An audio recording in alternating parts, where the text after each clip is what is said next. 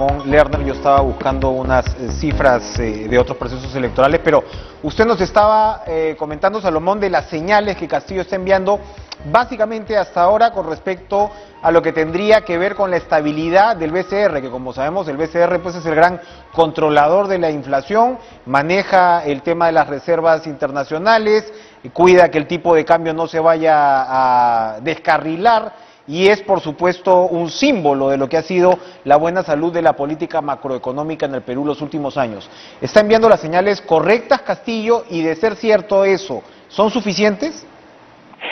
Sí, yo creo que por supuesto que son muy importantes, son señales al mercado. Hoy día ya ha habido un debilitamiento, digamos, de la subida del dólar frente al sol. Esto es ya una señal importante. Además, el mensaje hacia los agentes productivos, los agentes económicos, también es importante. Creo que una estabilidad del presidente del Banco Central de Reserva, que ha manejado estos términos que tú has mencionado, Enrique, la inflación, las reservas internacionales, el tipo de cambio, razonablemente son importantes para el país, y por lo tanto creo que esas son señales positivas. Pero además de esto está dando pasos importantes, acaba de estar en el Cusco en una reunión con la Asamblea Nacional de Gobernadores Regionales. Quiere decir que ya está tomando una acción importante en escuchar las respectivas necesidades de las diferentes regiones del país. Creo que también con alcaldes municipales ha hecho una reunión importante. Creo que son señales que van dando lugar a que todos los ciudadanos nos demos cuenta de que hay una perspectiva importante del país y que debemos llegar a esa estabilidad para que el 28 de julio se pueda tener hacia adelante una reactivación importante del país en cuanto a la economía y seguramente en cuanto a los aspectos políticos sociales del país. Hay por supuesto sectores de izquierda, ¿no?, que ven con mucho entusiasmo un eventual triunfo de Castillo, y hay quienes temen muchísimo la presencia y el peso en realidad de un personaje como Vladimir Cerrón y lo que él representa. Los últimos días pues él ha seguido posteando en redes sociales, hay los posts de Cerrón nos recuerdan que hay izquierdas y hay izquierdas, por eso se refieren a las izquierdas, y en realidad lo que él representa, y él lo dice, sencillamente es una línea prosoviética, que es casi una excentricidad en los tiempos que corren. ¿Cuál piensa usted que va a ser el peso real de Cerrón en un eventual gobierno de Castillo? Porque a cada rato se lo recuerda, Cerrón dice, ojo, que el gobierno es de Perú Libre, tuyo y de los maestros, hay una especie de advertencia ahí.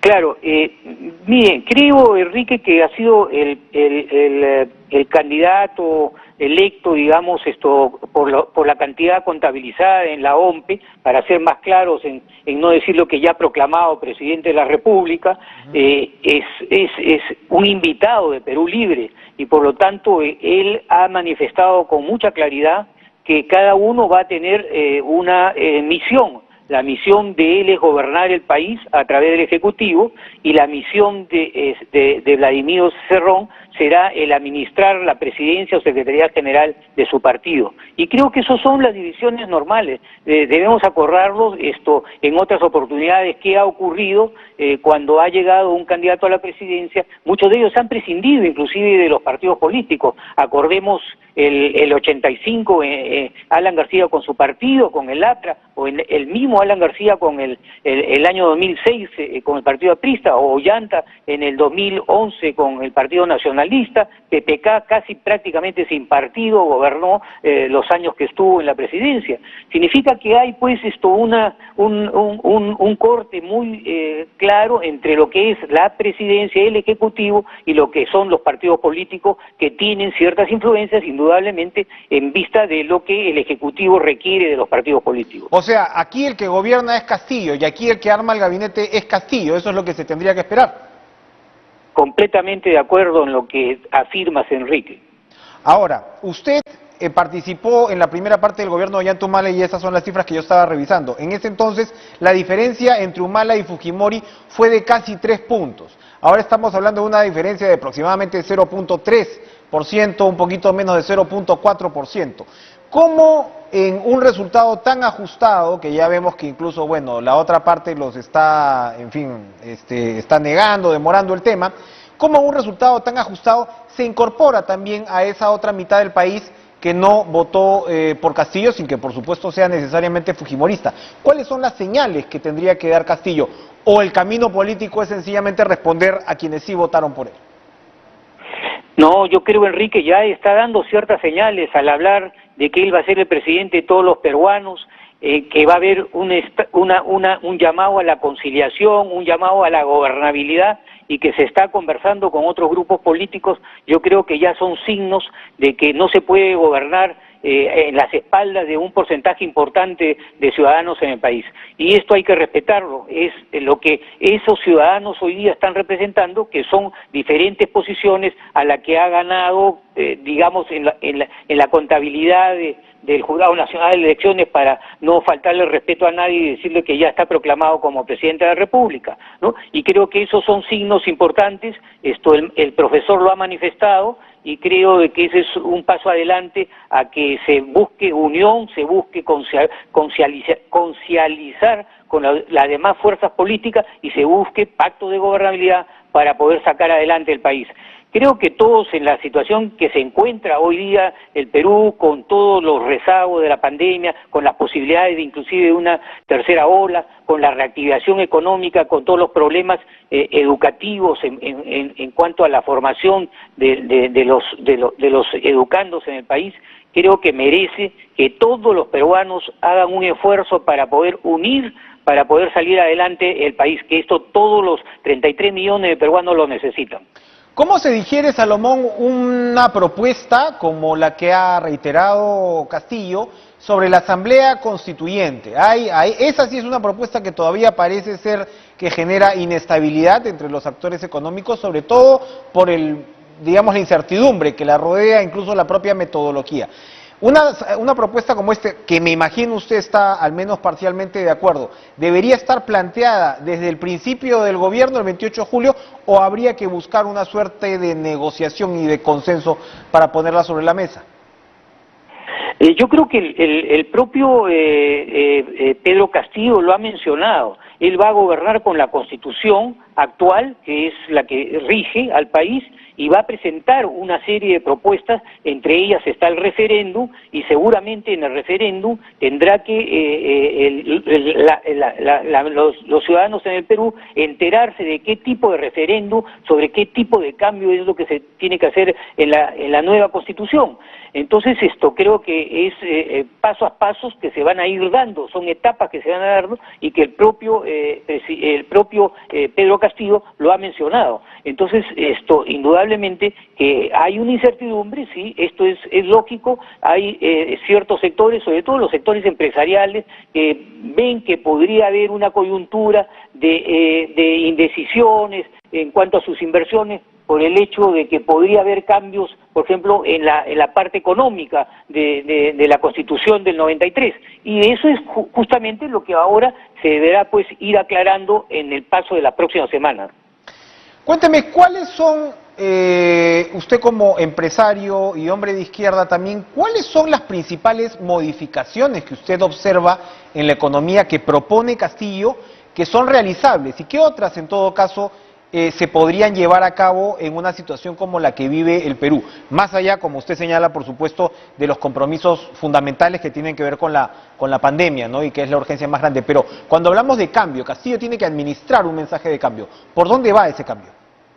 Bueno, yo creo en lo fundamental, por lo que hemos tenido, sobre todo en los últimos años, en las últimas 2 décadas, básicamente en el mercado, ¿no? O sea, la participación de los actores dentro del mercado, la libertad total que ha habido dentro del sistema del modelo económico, de un libertinaje en la cual no ha habido reguladores. Ha habido oligopolios que realmente hoy día mantienen una concentración del poder en el país. Estamos viendo en muchos aspectos en la cual la mayoría de los ciudadanos están sufriendo con respecto a precios, por ejemplo en los precios de los medicamentos, por ejemplo en la atención de la salud, en donde no ha habido la ley de emergencia que se debía haber dado para poder que los peruanos no llegaran a estar en los pasillos de los hospitales y que no había oxígeno para poder atenderlos, cosas que justamente van representando aspectos que el mercado no ha podido seguir dando los aspectos básicos que se requieren, los derechos básicos universales que tienen los ciudadanos, como es la sanidad, como es la educación, como es el agua, como es la luz, como es el alfabetismo, que inclusive hoy día hay porcentajes altos de alfabetismo, sobre todo en las zonas rurales. Creo que todo eso es parte de ese libertinaje del mercado, y en ese sentido el Estado sí tiene que entrar a regular, sí tiene que participar en una serie de aspectos en donde la actividad privada no llega pues justamente a solucionar los problemas básicos de los derechos fundamentales, como conectividad, por ejemplo, también. Es otro de los aspectos importantes que es derechos básicos universales de todos los ciudadanos. Para terminar, hoy Castillo se reunió con Verónica Mendoza. Hay personas o profesionales que seguramente usted coincide con algunas líneas, como por ejemplo Pedro Franque, Humberto Campodónico, pero también hemos visto a otros candidatos o ex candidatos presidenciales como George Forsyth conversar con Castillo. ¿El abanico se puede correr un poco más al centro? ¿Tendría que incluir un poco más al centro o va más con la zurda? ¿Cómo la ve? No, yo creo que la zurda va con el centro, o el centro con la zurda, pero también creo que la derecha tiene propuestas interesantes, propuestas que son también de características básicas que hay que asumirlas. Enrique, no hay que cerrarse de que este es un gobierno solo de izquierda. Hay un 50 o 49%, lo que usted quiere llamar, que no ha votado por una candidatura o por un programa de izquierda, si usted quiere llamarlo así, Enrique. Entonces creo que hay que asumir que este país requiere de las mejores propuestas, tanto de las personas que hoy día se autodenominan como derecha, como las personas de izquierda, y en las izquierdas donde hay elementos que son menos radicales, más moderados, y en donde todo esto tiene que ser conciliado y que tiene que ser por el bienestar de todos los peruanos. Entonces creo que en el Perú no podemos dividirnos en derecha e izquierda, creo que debemos dividirnos en buenos peruanos que quieren no disolver ni desestabilizar el país, como alguien lo quiso disolver, y no desestabilizar como se está desestabilizando desde hace 5 años el país. Se tiene que unir a todos los buenos peruanos que quieren el progreso de los 33 millones, sin distinción ni diferencia de clases, ni de raza, ni de religión. Para todos los peruanos ese mismo bienestar. La del remate, Salomón, preguntarle si usted ha conversado con Castillo, sí o no, y en todo caso si lo ve con esas cualidades de componedor que acaba de describir, que van a ser necesarias. Este país no es facilito, ¿no? Bueno, creo que el profesor es un sindicalista, es un hombre que ha estado trabajando y dirigiendo un proceso muy importante de los maestros en el Perú y que conquistaron ciertos avances. Entonces creo que él sabe negociar y creo que él tendrá esas posibilidades de esa negociación, que sea un gobierno como él mismo lo ha denominado para todos los peruanos, para el bienestar de todos los peruanos. ¿Ha podido hablar con él para despedirnos con una pequeña infidencia? Yo he conversado con él antes del proceso electoral y luego de eso no hemos tenido ninguna otra conversación, pero lo he conocido al profesor y he tenido esa amabilidad de él de una conversación con él. De acuerdo. Muchas gracias, Salomón Lerner Guitis, por acompañarnos esta noche en Cara a Cara. Muy interesantes. Muchas gracias, Enrique, por la oportunidad.